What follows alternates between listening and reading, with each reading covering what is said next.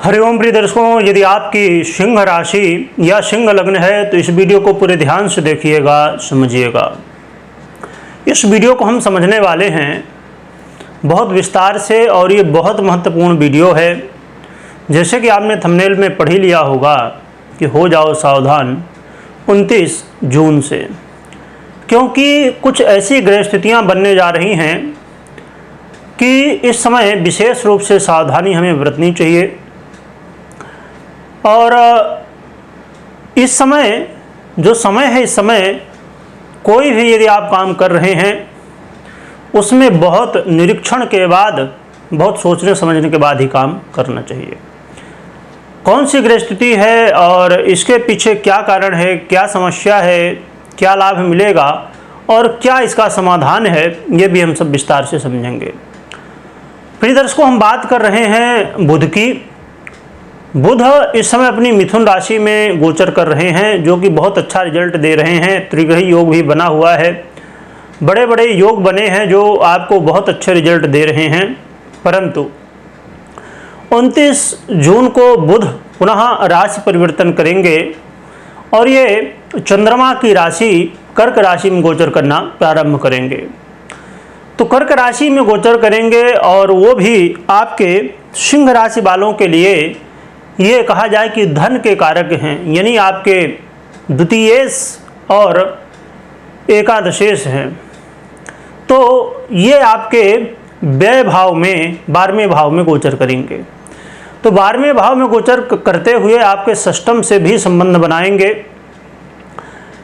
तो ये एक तो पहली चीज ये महत्वपूर्ण है कि आपके धन के अधिपति हैं और फिर व्यय में गोचर करेंगे और फिर ऋण के भाव से संबंध भी बनाएंगे।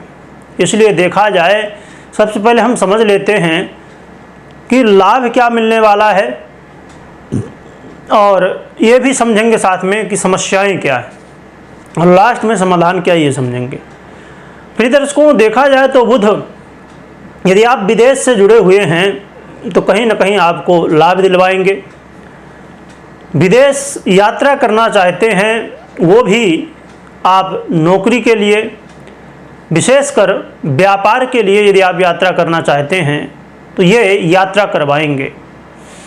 परंतु यहाँ पर समस्याएं भी देने वाले हैं।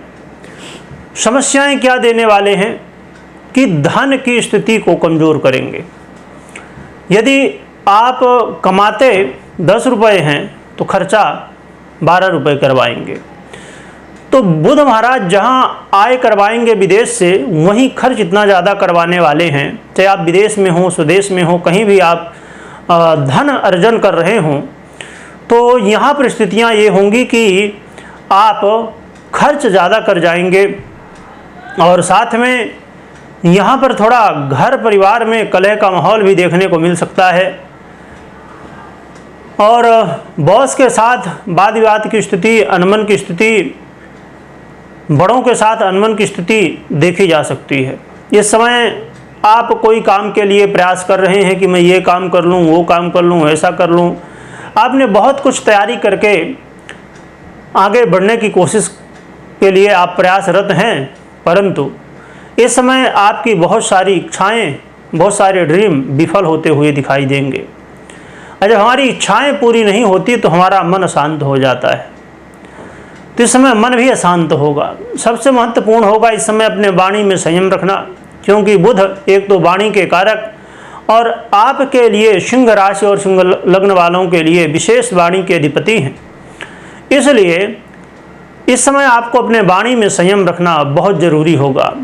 जितनी समस्याएं होंगी उनका कहीं ना कहीं प्रादुर्भाव, कहीं ना कहीं उसका कारण आपकी वाणी हो सकती है। इसलिए आपको वाणी में संयम रखना सबसे बड़ा उपाय हो सकता है। आपको अपने घर परिवार में एकता बनाने की कोशिश करनी होगी, या पैतृक संपत्ति को लेकर वाद विवाद की स्थिति बनी है तो उसमें आप ना पड़ें, उसे शांति से अभी आगे बढ़ाते जाएं। साथ में यदि विदेश यात्रा कर रहे हैं तो लाभ की स्थिति तो बनेगी, परंतु यात्रा में समस्याएं देखने को भी मिल सकती हैं। तो आपको यात्रा करते समय थोड़ी सावधानी बरतनी चाहिए। इस समय विशेषकर आपको बिल्कुल भी कर्ज में नहीं जाना चाहिए या कर्ज नहीं लेना चाहिए या कर्ज नहीं देना चाहिए, क्योंकि इस समय अनुकूल नहीं है, तो जिससे आप कर्ज लेके और भी ज़्यादा फंस जाएंगे। अपने स्वास्थ्य का विशेष रूप से ध्यान रखिए और किसी से वाद विवाद से बिल्कुल बचना चाहिए। वाद विवाद ना करें। सामने वाला 2 शब्द बोल दिया, ठीक है, आपने इधर से सुना और इधर से निकाल दिया, बस यही सिद्धांत आपको इस समय अपनाना होगा। हाँ, एक अच्छी बात यह है कि आपके अंदर कहीं ना कहीं कॉन्फिडेंस बहुत ज़्यादा हाई रहेगा। आप संघर्ष की स्थिति से बाहर निकलने के लिए आपका आत्मविश्वास कहीं ना कहीं मजबूत होगा। तो ये बहुत बड़ी पॉजिटिव बात है। एक तरफ धन लाभ हो रहा है, दूसरी तरफ व्यय हो रहा है, परंतु साथ में क्या हो रहा है, आपके अंदर कॉन्फिडेंस बहुत मजबूत होगा, जिससे आप इन समस्याओं से बाहर निकल पाएंगे। तो एक अच्छी बात भी है यदि हम इस नज़रिया से देखें कि धन आगमन होगा तो सही, व्यय तो होगा, परंतु धन आगमन भी तो होगा कम से कम। जब आगमन होगा तब तो व्यय होगा।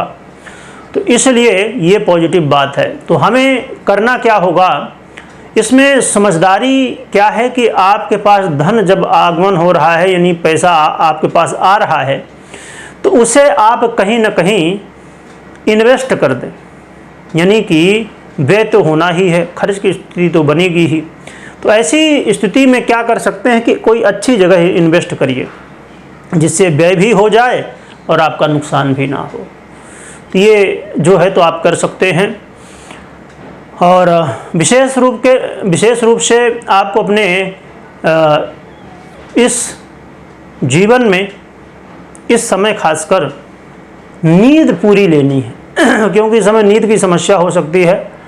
तो बहुत ज़्यादा टेंशन नहीं लेना। नींद लेने के लिए आप पूरा प्रयास करिए, क्योंकि नींद यदि लेंगे बराबर तो शरीर में एनर्जी बनी रहेगी, तो जिससे आपके लिए ठीक रहे। और चमड़ी से संबंधित कोई समस्या ना हो, क्योंकि इस समय विशेषकर चमड़ी से संबंधित समस्याएं देखने को मिल सकती हैं। तो इस चीज़ का ध्यान रखें। और अब हम उपाय की बात करें दर्शकों, तो उपाय के रूप में आप माँ जगदम्बा की आराधना कर सकते हैं। माँ जगदम्बा की आराधना करने से आपके जीवन में जो समस्याएं हैं वो दूर होंगी। जो भी आपसे मंत्र पूजा पाठ जो भी बनता हो, कुछ ना बनता हो तो माता रानी का नाम स्मरण कर सकते हैं। और एक चीज़ और भी बता दूं कि ये 29 मई को कर्क में आ जाएंगे और लगभग 20 दिन जो है तो इसी कर्क में रहेंगे। और कर्क में ये 19 जुलाई तक रहेंगे। परंतु एक महत्वपूर्ण यहाँ स्थिति बनेगी जुलाई में, 7 जुलाई के बाद, 7 जुलाई से 19 जुलाई तक, कि शुक्र भी युति करेंगे बुध के साथ। तो इससे लक्ष्मी नारायण योग बनेगा। तो जो धन की स्थिति है, प्राप्त होने की स्थिति है, धन लाभ होने की स्थिति है, वो उस समय हो सकती है, विशेषकर जब शुक्र आ जाएंगे बुध के साथ 7 जुलाई से। तब 7 जुलाई से 19 जुलाई समय तो थोड़ा ही रहेगा, परंतु लाभ लेने के लिए या नुकसान के लिए एक क्षण ही बहुत महत्वपूर्ण होता है।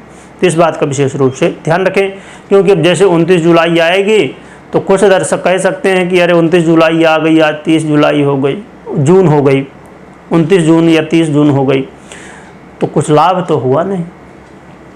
इसके अलावा कितना लाभ होगा कितना नहीं होगा ये बहुत ज़्यादा डिपेंड करता है, 50% डिपेंड करता है आपकी पर्सनल जन्म कुंडली। मैं हमेशा कहा करता हूँ, यदि आप हमेशा मेरी वीडियो देखते हैं तो आप जानते हैं बात मैं हमेशा कहता हूँ कि ये गोचर का जो आपने अभी प्रभाव मुझसे सुना, ये गोचर का प्रभाव है। तो अपनी जन्म कुंडली के बिना कोई भी निर्णय नहीं लेना चाहिए, क्योंकि जन्म कुंडली जितनी महत्वपूर्ण है उतना गोचर, और जितना गोचर महत्वपूर्ण है उतना जन्म कुंडली। ये दोनों एक 2 व्हीलर के दोनों पहिया हैं, ये 4 व्हीलर के आगे पीछे के पहिया हैं। तो यदि पीछे के नहीं होंगे तो भी नहीं चल पाएगी गाड़ी, आगे का पहिया नहीं होगा तो भी नहीं चल पाएगी। इसलिए दोनों को समझना जरूरी है। इसलिए आप अपनी कुंडली में बुध की स्थिति को जरूर चेक करिए कैसी स्थिति है, तब आप समझ पाएंगे। दशाओं को भी चेक करिए कि क्या लाभ कैसा है, तब आप निर्णय ले पाएंगे। कमेंट में जय माता जी लिखिएगा, लिखने के साथ स्मरण करिएगा। वीडियो देखने के लिए बहुत बहुत धन्यवाद।